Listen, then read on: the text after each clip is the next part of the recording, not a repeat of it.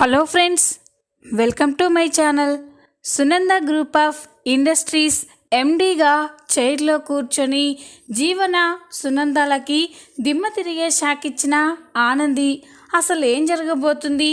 Anandi MD సీట్లో కూర్చోవడం ఏంటి తెలుసుకోవాలి అంటే ఈ వీడియోని ఎక్కడ స్కిప్ చేయకుండా చూసేయండి. ఇక వీడియోలోకి వెళ్ళినట్లయితే ఆనంది అయితే ఆలోచిస్తూ ఉంటుంది. అత్తయ్య గారు నా మీద కోపంతోనే జీవనని ఎండీగా చేయాలని చూస్తున్నారు. జీవన ఎలాంటిదో, తనకున్న టాలెంట్ ఏంటో అత్తయ్య గారికి కూడా తెలుసు. అన్నీ తెలిసినా కూడా జీవనకి ఇంత పెద్ద బాధ్యత అత్తయ్య గారు ఎందుకు అప్పగిస్తున్నారు అని ఆనంది అయితే ఆలోచిస్తూ ఉంటుంది. ఈ ఆదిత్య తనకి రైడ్ రావడంతో క్యాబ్ తీసుకొని ఇక తనకి ఆర్డర్ వచ్చిన చోటుకే వెళ్తాడు. ఆదిత్య క్యాబ్ని అక్కడికి తీసుకెళ్ళేసరికే అక్కడ సునంద ఉంటుంది. సునందాని చూసి ఆదిత్య ఒక్కసారిగా షాక్ అయిపోతాడు. అంటే క్యాబ్ బుక్ చేసుకుంది అమ్మేనా అని సంతోషపడుతూ ఇక సునంద దగ్గరికి వెళ్తూ ఉంటాడు. కానీ ఆదిత్యకి మొత్తం గుర్తొచ్చి ఆగిపోయి సునంద దగ్గరికి వెళ్ళగానే సునంద ఆదిత్యని చూసి ఒక్కసారిగా ఎమోషనల్ అయిపోతుంది. ఆదిత్య అంత సింపుల్గా ఉండడం చూసి సునంద అయితే చాలా బాధపడుతుంది. ఇంతకుముందు ఆదిత్య ఎంత లగ్జరీగా ఉండేవాడో అవన్నీ గుర్తు చేసుకొని సునంద అయితే చాలా బాధపడుతుంది. కానీ ఆదిత్య తనని బాధ పెట్టడం గుర్తు చేసుకొని కోపంగా చూస్తూ ఉంటుంది. ఈ ఆదిత్య సునంద దగ్గరికి వెళ్ళి, మేడం క్యాబ్ బుక్ చేసింది మీరేనా అని అనగానే, అవును, నా కార్ రిపేర్కి వచ్చింది, అందుకే క్యాబ్ బుక్ చేశాను అని అనగానే, ఎక్కడికి వెళ్ళాలి మేడం అని ఆదిత్య అంటాడు. ఇక సునంద గుడికి వెళ్ళాలి అని చెప్పగానే, రండి మేడం అని ఆదిత్య అయితే సునందని తన క్యాబ్లో ఎక్కించుకొని గుడికి తీసుకెళ్తూ ఉంటాడు. ఇక సునంద తన కారులో ఎక్కడం చూసి ఆదిత్య అయితే చాలా మురిసిపోతూ సంతోషపడుతూ ఉంటాడు. ఈరోజు నేను చాలా సంతోషంగా ఉన్నాను, అమ్మని నా క్యాబ్లో ఎక్కించుకొని గుడికి తీసుకెళ్తున్నాను అని ఆదిత్య అయితే చాలా సంతోషపడుతూ ఉంటాడు. ఒక్కసారిగా జీవన విషయం గుర్తుకు వస్తుంది. ఈరోజు ఎలాగైనా అమ్మని జీవన గురించి అడగాలి అని ఆదిత్య అనుకుంటూ ఉంటాడు. ఇంతలోనే గుడి రావడంతో ఇక అక్కడ కార్ని స్టాప్ చేస్తాడు. సునంద గుడికి వెళ్తూ ఉంటే ఇక ఆదిత్య లోపలికి వస్తూ ఉంటాడు. ఏంటి, నువ్వు కూడా గుడికి వచ్చావా అని అనగానే, అవును మేడం, నేను కూడా ఈరోజు దేవుడికి థ్యాంక్స్ చెప్పుకోవాలి అని అనగానే, దేనికి అని సునంద అంటుంది. ఈరోజు నాకు ఎంతో ఇష్టమైన మనిషి నా క్యాబ్లో ఎక్కింది మేడం, అందుకే నేను దేవుడికి థ్యాంక్స్ చెప్పుకోవాలి కదా అని ఆదిత్య అంటూ ఉంటే సునందకి కోపం వస్తూ ఉంటుంది. ఇక సునంద గుడికి వెళ్ళి దేవుడికి దర్శనం చేసుకుంటుంది. ఆదిత్య సునందాని చూసి చాలా మురిసిపోతూ సంతోషపడుతూ ఉంటాడు. ఇక అప్పుడే సునంద ఆదిత్య దగ్గరికి వచ్చి, ఏంటి ఇంకా నువ్వు వెళ్ళలేదా అని అనగానే, అదేంటి మేడం, మళ్ళీ మీరు రిటర్న్ వెళ్ళడానికి మీ క్యాబ్ అవసరం కదా, అందుకే ఇక్కడే ఉన్నాను అని ఆదిత్య అనగానే, ఏం అక్కర్లేదు, నాకు మా ఇంటి దగ్గర నుండి కార్ వస్తుంది, మీరు ఇక వెళ్ళొచ్చు, అసలే మీరు క్యాబ్ డ్రైవర్ కదా, మీకు పని చేసుకుంటేనే డబ్బులు వస్తాయి అని సునంద చులకనగా మాట్లాడుతూ ఉంటే ఆదిత్య బాధపడుతూ ఉంటాడు. ఆదిత్య అక్కడి నుండి వెళ్ళిపోతూ ఒక్కసారిగా జీవన విషయం గుర్తుకు వస్తుంది. ఇక వెంటనే ఆగిపోయి, అమ్మ నీతో ఒక విషయం గురించి మాట్లాడాలి అని అనగానే సునంద షాక్ అయిపోతుంది. ఏంటి, కొత్తగా అమ్మ అని పిలుస్తున్నావు, ఇంతసేపు మేడం అని పిలిచావు కదా అని అనగానే, అమ్మ మేడం అని పిలిచే ప్రతిసారి నేను ఎంత బాధపడుతున్నానో, ఎంత నరకం అనుభవిస్తున్నానో నాకు తెలుసు. ఇంతసేపు ఒక క్యాబ్ డ్రైవర్గానే మీతో వ్యవహరించాను, కానీ ఇప్పుడు మన కుటుంబం మంచి కోరే మీ కొడుకుగా నీతో మాట్లాడాలనుకుంటున్నానమ్మా. ఒక్క 5 నిమిషాలు టైం ఇవ్వమ్మా అని ఆదిత్య అడగగానే ఇక సునంద ఏంటో చెప్పు, నాకు చాలా పనులున్నాయి అని అనగానే ఇక ఆదిత్య అమ్మ నాకు ఇందాకే ఒక న్యూస్ తెలిసింది. జీవనాన్ని మన కంపెనీకి ఎండీగా చేయాలని డిసైడ్ అయ్యావంట అని అనగానే ఇక సునంద అవును అని అంటూ ఉంటుంది. అది విని ఆదిత్య షాక్ అయిపోతారు. ఏంటమ్మా, ఆఫీస్లో మనం జీవనాకి ఎన్నో అవకాశాలు ఇచ్చాము, ఎప్పుడూ కూడా తన టాలెంట్ని తన పర్ఫార్మెన్స్ని ప్రదర్శించలేదు. అలాంటి జీవనాకి నువ్వు మళ్ళీ ఇంత పెద్ద బాధ్యతని ఇస్తే తను ఎలా మేనేజ్ చేస్తుంది అనుకుంటున్నావు? వద్దమ్మా, తొందరపడి నిర్ణయం తీసుకోవద్దు. జీవన చేతికి కంపెనీ వెళ్ళిందంటే కంపెనీ పతనం స్టార్ట్ అయినట్టే అని చెప్పగానే ఇక సునంద సరేరా, మరి ఎండి సీట్లో ఎవరిని కూర్చోబెట్టాలి?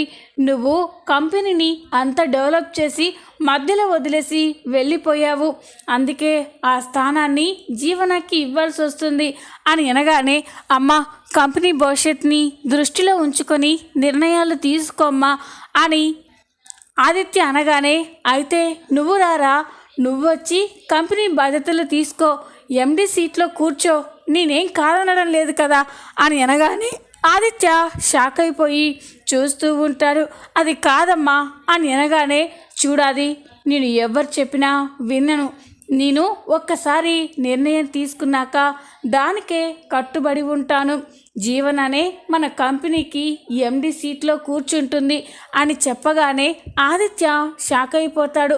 అమ్మ అని పిలుస్తున్నా కూడా సునంద పట్టించుకోకుండా వెళ్ళిపోతుంది. సునంద అలా మాట్లాడేసరికి ఆదిత్య అయితే చాలా బాధపడుతూ ఉంటాడు. మరోపక్క జీవన ఇందుమతి ఇద్దరూ కూడా చాలా సంతోషంగా సెలబ్రేట్ చేసుకుంటూ ఉంటారు. శభాష్ జీవన, ఇప్పటికీ నా కూతురు అనిపించావు, ఇంకో 2 రోజుల్లో నీకు అధికారం వస్తుంది. ఆ సునంద గ్రూప్ ఆఫ్ ఇండస్ట్రీకి నువ్వే ఎండి కాబోతున్నావు. ఇక నీ లైఫ్ సెటిల్ అయిపోయినట్టేనే. ఇక ఎవరు కూడా నీ కార్ ముందుకి గుడ్డ కట్టుకొని వస్తే నువ్వు కార్ని ఆపవలసిన అవసరమే లేదు అని అనగానే ఇక జీవన షాక్ అయిపోతుంది. ఏంటి పెద్దమ్మ, నీకేమైంది? ఇంత సంతోషంగా ఉన్న టైంలో కూడా అర్థం లేకుండా మాట్లాడతావేంటి? నా కార్కి గుడ్డ కట్టుకొని ఎవరు అడ్డుగా వస్తారు అని అనగానే ఇక ఇందుమతి ఆ విషయం చెప్తే నువ్వు గుండాకి చేస్తావే, ఇంత సంతోషంగా ఉన్న నిన్ను బాధ పెట్టడం ఎందుకని చెప్పడం లేదు, కానీ నువ్వు ఎండి అయ్యాక నీకు అధికారం వచ్చాక ఈ నిజం చెప్తాను అని ఇందుమతి అనుకుంటూ ఉంటుంది. ఏం లేదు జీవన అని అనగానే సరే పెద్దమ్మ, నువ్వు ఏమైనా అనుకో, నేనైతే చాలా సంతోషంగా ఉన్నాను, ఇన్నాళ్ళకి ఆ కుట్టి మీద గెలిచాను అని అనగానే ఇక ఇందుమతి చూడు జీవన, అప్పుడే నువ్వు సాధించావని ఓ గర్వపడకు, చివరి నిమిషం వరకు ఏం జరుగుతుందో చెప్పలేము. మీ అత్తయ్య గారు నిన్ను ఎండి చైర్లో కూర్చోబెట్టేంత వరకు నువ్వు జాగ్రత్తగా ఉండాలి అని అనగానే ఇక జీవన అలాగే పెద్దమ్మ అని అంటూ ఉంటుంది. మరోపక్క తాండవం అయితే కోపంగా ఆలోచిస్తూ ఉంటారు. జడ్జి గారి అసలైన మనవరాల్ని దూరం చేసి ఎవరినో ఆ ఇందుమతి ఇంటి వారసురాలుగా మెయింటైన్ చేస్తుంది. ఇది జరగడానికి వీల్లేదు. అది కాకుండా నేను డబ్బులు అడిగితే ఇవ్వనని చెప్పింది అని ఇక తాండవం కోపంగా ఆలోచిస్తూ ఉంటాడు. దీన్ని బట్టి చూస్తే ఇందుమతిని మనం ఎంతలా బ్లాక్మెయిల్ చేసినా భయపెట్టినా తను భయపడే రకంలా కనిపించట్లేదు. తను తీసుకొచ్చిన ఆ డూప్లికేట్ జడ్జి గారి మనవరాలైన జీవన దగ్గర నుండి నరుక్కు రావాలి అని తాండవం అనుకుంటూ ఉంటాడు. ఇక అటుగా వెళ్తూ ఉంటే జీవన ఇందుమతి మాట్లాడుకున్న మాటలన్నీ కూడా తాండవం వింటూ ఉంటాడు. మనం కుట్టిని చిన్నప్పటి నుండి దెబ్బ కొడుతూనే వచ్చాం, ఇప్పటికి కూడా దాన్ని కొడుతూనే ఉండాలి. అప్పుడే దాని మీద పగ చల్లారుతుంది. లేకపోతే అందరి ముందు ఆ కుట్టియే గొప్ప అని దాన్ని నెత్తికెక్కించుకున్నారు కదా అని అంటూ ఉంటే ఇక తాండవం అవన్నీ విని కోపంతో రగిలిపోతూ ఉంటుంది. ఇక అప్పుడే ఇందుమతి, చూడు జీవన, నువ్వు మీ అత్తయ్య గారి చేత ఆ కంపెనీకి ఎండి అయ్యావంటే నీకు అధికారాలు వస్తాయి, ఆస్తి అంతా కూడా నీకు పిట్లకు తెచ్చుకో. ఇక్కడ కూడా నేను అంతా మేనేజ్ చేసి ఆస్తి అంతా కూడా నీ పేరు మీద రాసేలా నేను ప్లాన్ చేస్తాను. అటు మీ అత్తగారి ఆస్తి, ఇటు మీ పుట్టింటి ఆస్తి, 2 ఆస్తులకి నువ్వే వారసురాలవై యువరాణిలా బ్రతుకుతావే అని అనగానే జీవన సంతోషపడుతూ ఉంటుంది. ఈ మాటలన్నీ విని తాండవం అయితే కోపంతో రగిలిపోతూ ఉంటారు. జడ్జి గారి అసలు మనవరాలైన కుట్టికి అన్యాయం చేసి ఇప్పుడు కుట్టినే బాధ పెట్టేలా చేస్తున్నారు. వీళ్ళ పొగరు అనచాలి, ఇప్పుడు కాదు, ఎక్కడ దెబ్బ కొట్టాలో అక్కడే దెబ్బ కొడతాను అని తాండవం అనుకుంటూ ఉంటాడు. ఇక జీవన అయితే ఇందుమతితో మాట్లాడి ఇక ఇంటికి వెళ్తూ ఉంటుంది. అలా వెళ్తూ ఉంటే తాండవం ఒక్కసారిగా జీవన కార్కి అడ్డుపడతాడు. తాండవం చూసి జీవన ఒక్కసారిగా షాక్ అయిపోతుంది. ఎవరితను అని కోపంగా కార్ దిగి, ఏయ్ ఎవరు నువ్వు, నా కార్కి ఎందుకు అడ్డుగా వచ్చావు అని అంటూ ఉంటే ఇక తాండవం, ఎందుకమ్మా, ఎందుకు అంత కోపంగా ఉన్నావు, నువ్వేమో పెద్ద కోటీశ్వరాలన్నట్టుగా ఎందుకు అంతలా ప్రగల్భాలు పలుకుతున్నావు అని అనగానే జీవన షాక్ అయిపోతుంది. ఏయ్ ఎవరు నువ్వు, నేనెవరో తెలుసా, Sunanda group of industries Sunanda గారి చిన్న కోడలిని, లాయర్ సూర్య గారి ఏకైక కూతుర్ని అని చెప్పగానే ఇక తాండవం నవ్వుతూ ఉంటారు. ఏంటమ్మా, నువ్వు జడ్జి గౌరీప్రసాద్ గారి మనవరాలివా, లాయర్ సూర్యజ్యోతిల కూతురువా అని అనగానే అదే కదా చెప్పేది అని జీవన అంటుంది. అది నువ్వెవరో తెలియని వాళ్ళకి చెప్పమ్మా, నాకు కాదు. జడ్జి గౌరీప్రసాద్ గారి అసలైన మనవరాలివి నువ్వు కాదు, కుట్టి అని చెప్పగానే జీవన షాక్ అయిపోతుంది. ఏయ్ ఏం మాట్లాడుతున్నావు నువ్వు, అసలు ఎవరు నువ్వు అని అనగానే నీ పుట్టుక గురించి, నీ అసలు నిజస్వరూపం గురించి మొత్తం తెలిసిన మనిషిని నేను అని చెప్పగానే జీవన షాక్ అయిపోతుంది. ఇక మనసులో వీడెవడో నా గురించి మొత్తం తెలుసుకున్న వాళ్ళ ఉన్నాడు, ఇప్పుడు ఏం చేయాలి అని ఆలోచిస్తూ, ఏయ్ నీకేం కావాలి, ఎంత డబ్బు కావాలో చెప్పు, ఎంత డబ్బు కావాలన్నా ఇస్తాను, కానీ ఈ నిజాన్ని మాత్రం ఎవరికీ చెప్పొద్దు అని అనగానే ఇక తాండవం, నేను ఇన్ని రోజులు డబ్బే ముఖ్యం అనుకున్నాను, కానీ ఇందాక నువ్వు మీ పెద్దమ్మ మాట్లాడుకున్నారు కదా, మీ మాటలు విన్నాక అర్థమైంది డబ్బు ముఖ్యం కాదు, మంచి నిలబడడం ముఖ్యమని. నువ్వు మీ అత్తగారింటి ఆస్తిని, మీ పుట్టింటి ఆస్తిని సొంతం చేసుకోవాలని మీ పెద్దమ్మ నువ్వు కుట్రలు చేస్తున్నారు కదా, అది ఎప్పటికీ జరగకూడదు అని అనగానే అది చెప్పడానికి నువ్వెవరు అని అనగానే నీ గురించి నిజం తెలిసిన మనిషిని. చూడు, రేపు నువ్వు సునంద గ్రూప్ ఆఫ్ ఇండస్ట్రీస్ ఎండీగా సీట్లో కూర్చుంటే మాత్రం నువ్వే జీవనవి కాదని, నువ్వు ఇందుమతి ఆడుతున్న నాటకం గురించి అందరికీ చెప్పేస్తాను, అప్పుడు నీ గతి ఏంటో ఆలోచించుకో, నువ్వు ఎక్కడి నుండి వచ్చావో మళ్ళీ అక్కడికే వెళ్తావు అని చెప్పగానే జీవన షాక్ అయిపోతుంది. వద్దు, అంత పని చెయ్యొద్దు, నీకేం కావాలో చెప్పు అని అనగానే చెప్పాను కదా, నువ్వు సునంద గ్రూప్ ఆఫ్ ఇండస్ట్రీస్ చైర్మన్గా ఎండీగా ఉండడానికి వీల్లేదు అని చెప్పగానే జీవన షాక్ అయిపోతుంది. లేదు, అది కుదరదు అని అంటూ ఉంటే అయితే నీ నిజం చెప్పకుండా ఆపడం కూడా కుదరదు, ఇప్పుడే మీ అత్తయ్యకి, నీ భర్తకి, మీ మామగారికి ఫోన్ చేసి నిజం చెప్తాను అని చెప్పగానే జీవన షాక్ అయిపోతుంది. వద్దు వద్దు, అంత పని చెయ్యొద్దు అని అంటూ ఉంటే అయితే నేను చెప్పినట్టు చెయ్యి, నేను కూడా ఎల్లుండి మీ ఆఫీస్ దగ్గరికి వస్తాను, అక్కడ నువ్వేమైనా తోక జాడించావో అక్కడే నీ గురించి నిజం చెప్తాను. నువ్వు గుడిమెట్ల దగ్గర అడుక్కునే దానివని మీ అత్తయ్య గారికి, మీ అత్తవారింటి వాళ్ళకి, ఆఫీస్లో అందరికీ తెలిసేలా చేస్తాను, ఆలోచించుకో అని తాండవం జీవనకి వార్నింగ్ ఇచ్చి అక్కడి నుండి వెళ్ళిపోతాడు. ఇక జీవన అయితే చాలా కంగారు పడుతూ ఆలోచిస్తూ ఉంటుంది. అసలు ఎవడు వీడు, ఎందుకు నన్ను ఇంతలా బ్లాక్మెయిల్ చేస్తున్నారు?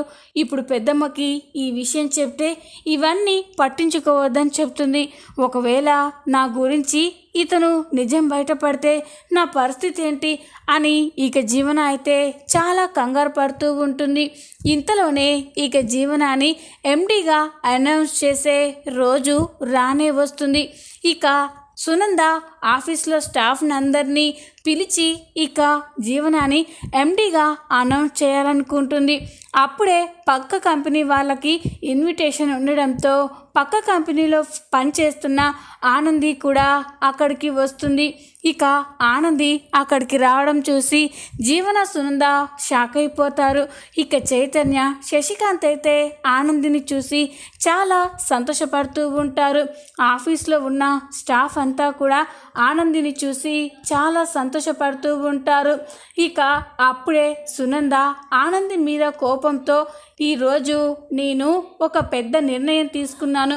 ఈ కంపెనీ బాధ్యతలన్నీ కూడా అన్ని అర్హతలు ఉన్న నా చిన్న కోడలైన జీవనకి అప్పగిస్తూ తనకి ఎండీగా పోస్ట్ ఇవ్వబోతున్నాను అని అనగానే అందరూ కూడా ఇష్టం లేకపోయినా చప్పట్లు కొడుతూ ఉంటారు.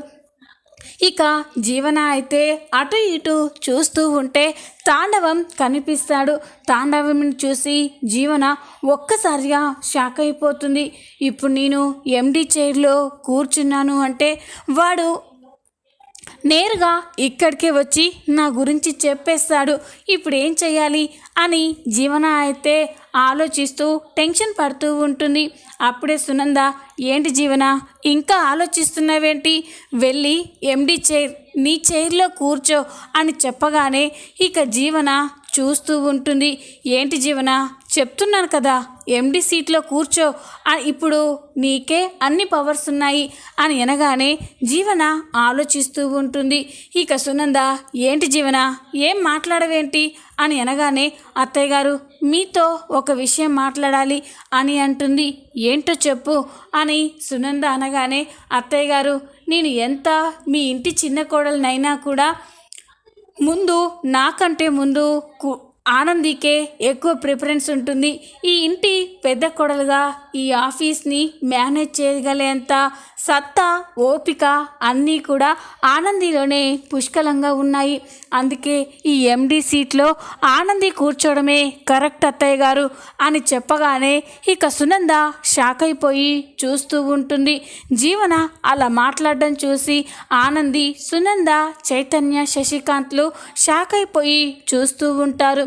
ఇక సునంద, జీవన ఏం మాట్లాడుతున్నావు నువ్వు అని అంటూ ఉంటే, సారీ అత్తయ్య, నేను ఈ కంపెనీ ఎండీ బాధ్యతలు స్వీకరించలేను, నా వల్ల కాదు అని జీవన చెప్పగానే అందరూ షాక్ అయిపోయి చూస్తూ ఉంటారు. చూద్దాం రాబోయే ఎపిసోడ్లో ఏం జరగబోతుందో. ఈ వీడియో మీకు నచ్చినట్లయితే లైక్ చేయండి, సబ్స్క్రైబ్ చేసుకోండి. Thanks for watching.